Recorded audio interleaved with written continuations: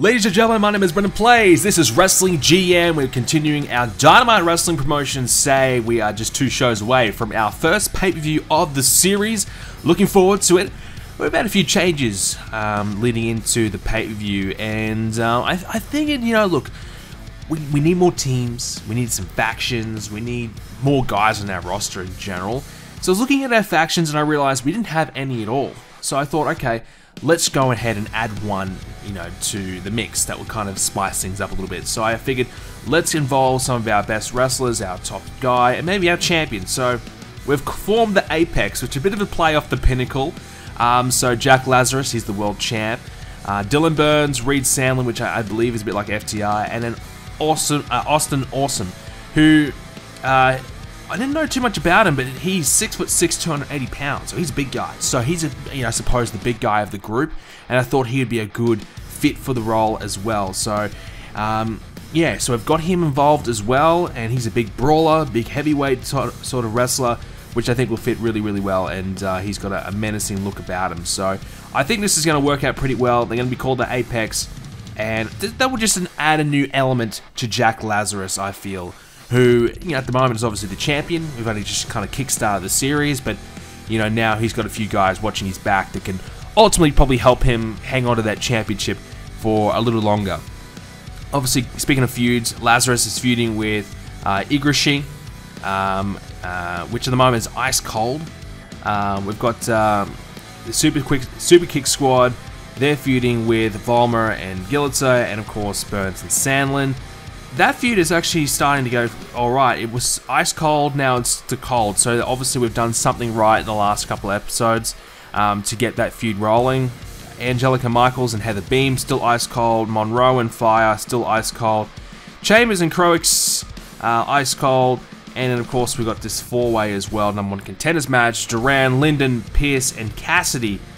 That's currently ice cold as well. Okay.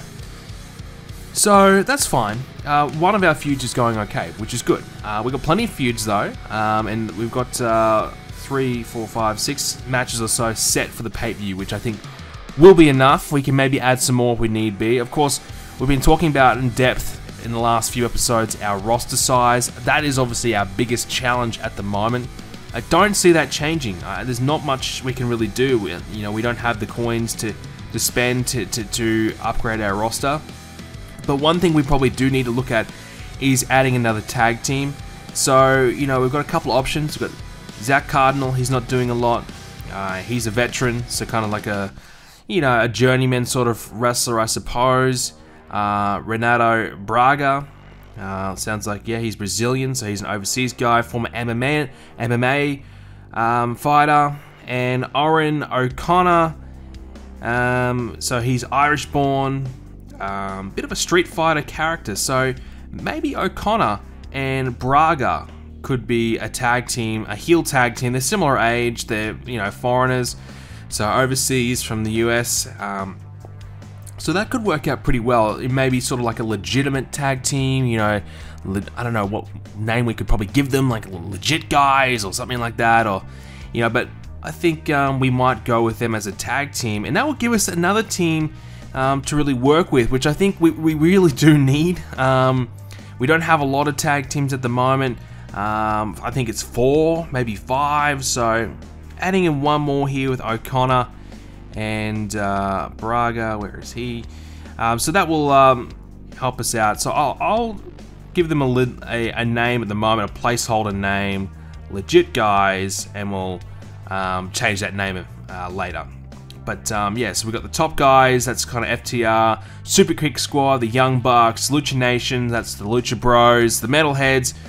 I don't really know Metalheads. I think, I kind of see them as Butcher and Blade in a way. But that's okay. And yeah, now the Legit Guys. So we've got now we've got 2 heel tag teams and 3 babyface teams. So we did have a bit of a tilted scale towards the face side of things anyway. So that is a good addition, and obviously now we've got the new faction with the Apex. So a couple new additions there to try and help out the card and help out the roster a little bit, because it's it's a little bit unbalanced at the moment. And obviously, as I said, we are missing probably, I think, another 5 wrestlers at least. You know, probably 1 or 2 women and at least 3 other male wrestlers just to beef up the roster a little bit. But we don't have any coins. We've only got 1 gold coin. We need at least 10 to be able to sign someone new. So unfortunately, that's not going to be happening. So we're going to go ahead and start booking the card. And I've noticed straight away that in the recent update, they've obviously added in some new match types. So we've got handicap match options, 2v2, and just a different looking design, but also a lot more angles, and this is exactly what we needed. You know, we only had the promos and the brawls and things like the backstage brawls, so now we've got a lot more stuff we can really use. This is fantastic. So promos, backstage attacks, challenge, celebrations, video reels, which is good, a comedy skit, in-ring brawl, a locker room chat, insanity, I don't know what that's all about. And this looks like Ultimate Warrior, so who knows. A strategic plot, a handshake, and a betrayal. So lots of new stuff we can really work with. So if you haven't played Wrestling GM yet, well, just know that there's a lot more options, a lot more features now available. So certainly, definitely get yourself this game. Of course, it's available on iOS and Android. So there's lots of new options that will definitely help boost up our storyline heat and try and improve our feud quality. So let's go ahead and book the first angle and get into this show. Alright, the show is all booked. Let's go ahead and get straight into it. So we opened up the show with the creation of the Apex. Obviously, our brand new tag team faction, you know, obviously featuring the tag team of Burns and Sandlin, the top guys, Austin Awesome and Jack Lazarus. Lazarus performed at 98, the rest around the 60, so that might be, you know, how things are going to go going forwards, I suppose. But the positive thing is obviously having Lazarus there will help probably bump up the other guys' popularity and their fans and try and boost up their performances going forward. We then had a 6-man tag match with the Apex teaming up together without Lazarus. They took on Silver Star, Phobia, and Igrashi. So kind of continuing the storylines there, involving not just the tag team storyline, but also the main event storyline in a way, with Igrashi there. And we had a 69 rated match, so Awesome 69, Burns 63, Sandlin 66, and on the other side of things, Star 65, Phobia 68, and Igrashi carried the match 79. So not bad. It was a count-out victory for the babyface team, so we gave them the win. And you know the Apex, probably Jack Lazarus, just kind of saying, look guys, nah, don't worry about it. Fight another day, forget about it, let's move on. But in the end, it was all for a blindside attack. So I suppose, picture having Phobia and Star, they're kind of distracted, and they chase after, you know, the top guys. It leaves Igrashi alone in the ring. Austin Awesome, he attacks him. Lazarus joins in, 2-on-1 beatdown, 80 rated angle. Lazarus 93, Igrashi 72, and Awesome 69. So a big night for the Apex. So lots of stuff involved there for those two, for all 4 of those guys, for that team. Next up, tag team match. So our brand new tag team, O'Connor and Braga. Yeah, we're calling them legit guys, but I think we will change that name to something a little bit better, hopefully. If you've got a suggestion, let me know in the comments section down below. So basically a street fighter and an MMA sort of guy together. They took on the Metalheads, Volmer and Gillitzer. And it was a 63 rated match. We gave Volmer and Gillitzer the win. Obviously, they're involved in the tag team storyline at the moment, so we wanted to make sure that they get some wins because they're currently the lowest, I suppose, rated tag team in that storyline. So they're kind of the fall guys at the moment, so it's important to get them some momentum, which is exactly what we were able to do in this one here. But O'Connor 58, Braga 59, so they're very similar in skill sets. And they actually outperformed Volmer and Gillitzer. So there you go, 63 rated match. We then had a backstage angle with Volmer and Gillitzer, you know, getting a bit of a confrontation with the Dandridge brothers, the Superkick squad. So Volmer 46, Gillitzer 55, Dandridge 67, that's Nate, and Mason 70. So pretty good, 63 overall. 74 rated match between Angelica Michaels and Tadashi. And Michaels 74, Tadashi 63. So big boost there for Michaels, who picked up the win, as we continue to try and build her up for her next feud, and which of course is against Heather Beam. So we had a challenge angle, Angelica Michaels just calling out Heather Beam, wanting to make sure that that match takes place at the pay-per-view, 75 rated. 77 rated angle, it was a video I suppose, a promo video for Monroe and Fiona Fire. 77 is pretty good, so that's a good option going forward to use as a potential angle. And speaking of promos, we had Elijah Croix out there with Trey Chambers, and obviously big promo going down, setting up for their match coming up at the pay-per-view. 61 rated, little down actually. Croix 69 and Chambers 63, so maybe this could have done a little bit better. Bravado and Matt Pierce went one-on-one. So Matt Pierce, obviously main event top guy, 85 rated from him. Bravado, opening guy. It was a semi-main event, and it did deliver, 79 rated in the end. So that's a pretty good match. Obviously, Matt Pierce picked up the win. Main event was two guys involved in that fatal four-way situation. It was Duran and Linden, two of our top main event guys. We had this go to a time limit draw, so it was a double count out, but basically there's no time limit draw in the game, but that's how I would have envisioned it. We ran out of time, had to go off TV, we didn't have any more time, couldn't find a winner. Duran and Linden going to a draw, so hopefully neither guy loses out here. But yeah, both gaining 7,000 fans, so that's a good plus. Duran slightly outperformed Linden, so that's a little bit interesting. So maybe going forward, I suppose Duran has slightly more fans, so that might help as well. But maybe going forward, maybe Duran's the way to go. But our fourth episode of Dynamite for the month, 74 rated. Very happy with that. So that's a good result heading into our pay-per-view, which is our next show. Alright, the pay-per-view is all set. Let's go ahead and get straight into it. And our first match of the show is Elijah Croix and Trey Chambers. 73 rated match. Croix 73, Chambers 56, so a bit of a carry job there from Croix. And of course it was for the TV championship, which Croix does retain the championship. So he was the champ, still is the champ. He gained 11,000 fans as well. So pretty good result there. And Chambers, well, he gained 1,000 fans, so not a huge gain for him, but good experience for him nonetheless to get himself involved in a big championship match. And Croix does pick up the win. 73, not bad. Good start. We then had Croix do a bit of a celebration. Obviously, he's a heel, healing up a little bit, celebrating a little bit over the top maybe for his win, 65. We then had a bit of a backstage strategic plot angle, as they like to call it. We had the Apex all backstage, kind of figuring out what the plan is for tonight. No surprise, Lazarus carrying the segment with 89. The rest around the 60s to 50 area. 63 rated angle. We then had the tag team match. It was a triple threat tag team matchup, 2v2v2, 72 rated match. We did make this a ladder match, so we put a contract at the top. The winner gets the contract and gets a championship match.